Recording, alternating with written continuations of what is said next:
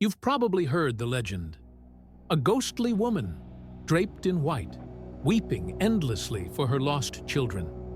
She appears near rivers, roads, and abandoned lakes, moaning for those she drowned with her own hands. Her cries echo through the night, chilling the air.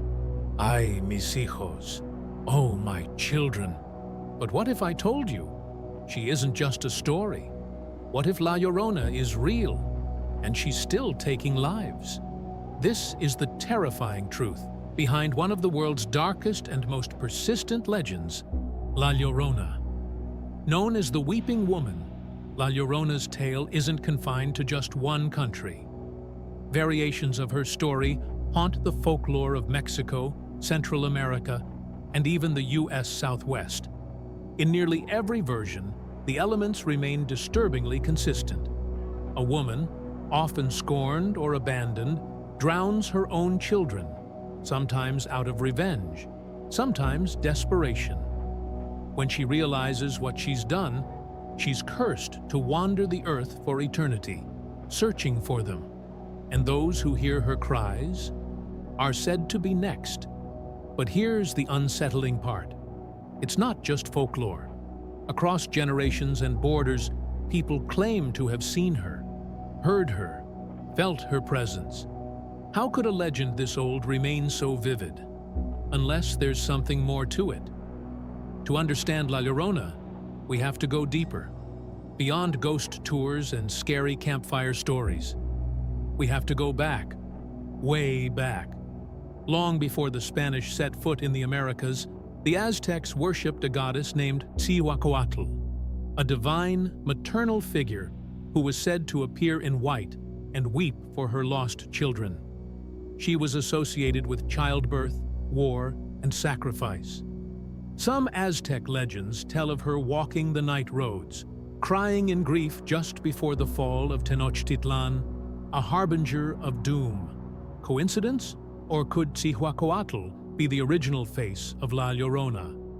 Some researchers believe so, arguing that La Llorona isn't just a ghost, but an archetype, a supernatural symbol of female pain, betrayal, and rage. In this view, La Llorona is the emotional aftermath of centuries of trauma: colonization, domestic abuse, poverty, child mortality. She is the grief that never dies.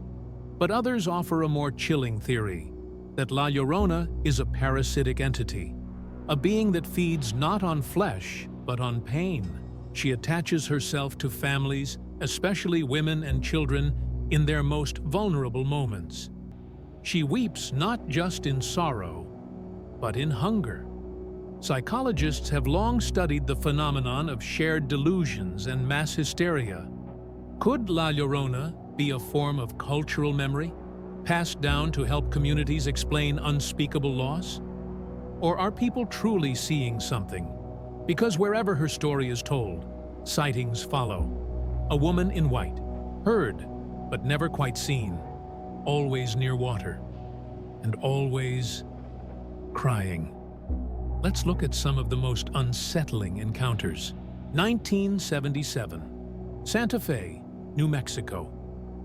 A farmer claimed he saw a woman in white gliding silently down the irrigation canal behind his home.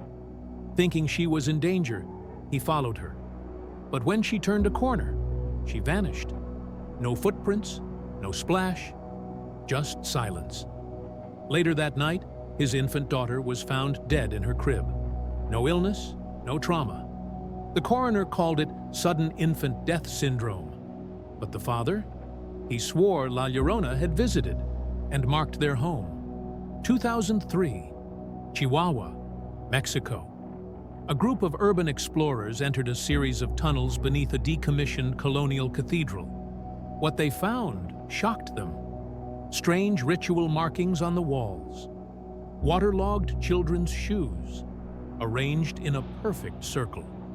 Locals claimed these tunnels were used during the Spanish Inquisition for secret baptisms and executions. Was La Llorona drawn to the suffering once inflicted there? These are just two of dozens, perhaps hundreds, of similar stories. From unexplained deaths to eerie sightings, her presence endures. Across time, across borders, across belief. So what is she? A ghost? A goddess? A symbol of generational grief? Or something far more ancient and predatory? The answers remain elusive. But if you ever find yourself walking alone near a river at night, and you hear the sound of soft sobbing in the distance, don't look back. Because some say, if you see her, it's already too late. Audio captured during the 2003 tunnel exploration revealed something chilling. What sounded like two voices crying. One male, one female. But the explorers were alone. No one else was with them. Afterward, they reported persistent nightmares, episodes of sleep paralysis, and something even more disturbing. A woman's voice whispering their names in the dark. But not all sightings of La Llorona are confined to Latin America. In 2016, in Baton Rouge, Louisiana, a 9-year-old boy vanished after wandering from a family barbecue near the Amite River. Security footage from a nearby home showed a blurry figure, possibly a woman in a white dress, lingering near the tree line.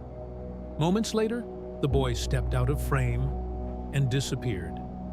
His body was found days later in a shallow creek, the same creek that had already been searched by rescue dogs with no result. Authorities blamed the current. But the footage? It's never been explained. Skeptics are quick to dismiss these stories. They point to hallucinations, folklore-induced panic, or simple misidentification. But here's something they can't explain. Why do the reports come from people in completely unconnected places? People who've never even heard of La Llorona? In 2021, a Swedish backpacker posted on Reddit about seeing a ghostly woman in white crying by a lake in Guatemala. When asked if he was referring to La Llorona, he replied, "Who's that?" The post was deleted hours later. La Llorona has crossed into pop culture. Horror films like The Curse of La Llorona, appearances in shows like Supernatural, songs, video games. She's everywhere now. But many believe her presence in media doesn't weaken the legend. It strengthens it. Every time she's mentioned, the story grows. Her reach spreads. And now you've heard it too. In 2022, a paranormal investigation team live-streamed from a dried-up riverbed in Zacatecas, Mexico. Midway through the broadcast, one team member claimed to hear crying and separated from the group. The camera followed until it abruptly dropped to the ground. The live stream cut off.